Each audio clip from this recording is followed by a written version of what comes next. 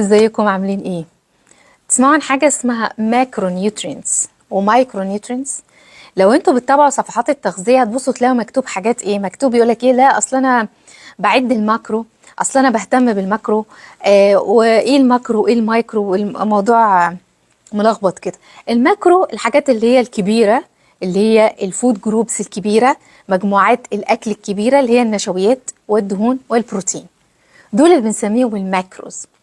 وفي حاجة اسمها المايكرو، المايكرو اللي هي المعادن والفيتامينات بقى، كل الفيتامينات، فيتامين A B C حديد مغنيسيوم، كل المعادن وكل الفيتامينات دي بنسميها المايكرو.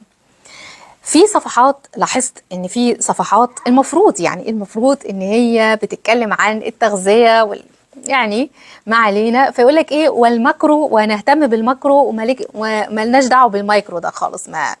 ما كده احنا بنهتم اكتر بالماكرو، حط بروتين، شيل دهون، قلل نشويات، نقعد نشتغل على الحته دي. واكشوالي الناس اللي بتقعد تشيل مجموعات غذائيه كبيره وتحط مجموعات غذائيه صغيره، يعني مثلا يشيل مثلا الدهون او يمنع النشويات خالص. الفكره في كلها ان انا جسمي محتاج هذه الماكروز وهذه المايكروز، انا محتاجه الاثنين، لان ده ما ينفعش يشتغل من غير ده. ولا يمكن ان تتخيلوا ان ممكن يكون بني ادم حياته كلها متدمره، مش قادر يركز، مش قادر يروح شغله، مش عارف ينام كويس، عشان مثلا ممكن بمنتهى البساطه فيتامين د قليل، ممكن عشان المغنيسيوم عنده بعافيه، ممكن عشان ما بياخدش حاجه فيها اوميجا 3. تخيلوا حاجات تعتبر احنا بناخدها، محتاج جسمنا بيحتاج منها مايكروز تو ميلي جرامز، حاجات تركيزات بسيطه جدا بس بتلعب في جسمي كله. فانا المايكروز دي موجوده فين؟ موجوده في كل المايكروز، تمام، موجودة في مجموعة النشويات، موجودة في البروتين، موجودة في الدهون، موجودة في المجموعات الكبيرة اللي فيها الحاجات دي.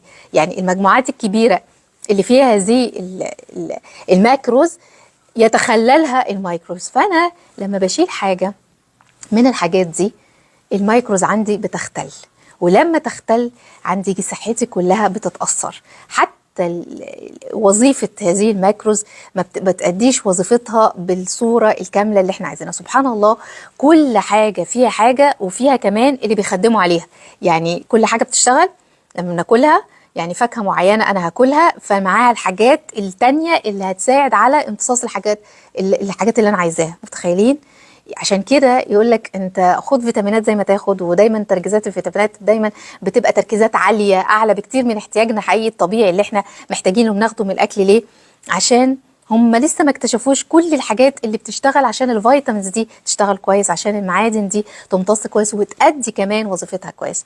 فأرجوكم ابعدوا عن الدايتس اللي فيها بيشتغل على الماكروز، نشيل جروب كبيرة جدا من الأكل عشان الناس في الآخر تخس. يا فرحتي انت خسيت بس خسرت حاجات كتيرة قدامها، خسرت عضل، خسرت صحتك، خسرت نومك، مجهودك قل، عزمك قل، تركيزك ضاع، في سبيل ان انت عايز تنزل 10 12 كيلو بسرعة وتبقى فرحان كده بشكلك وسلام، والبنوته تبقى لابسه البنطلون تبقى سلام كده وفيه ورجليها رفيعه وبتاع كل حاجه، وهي اصلا مش قادره تقف على رجليها.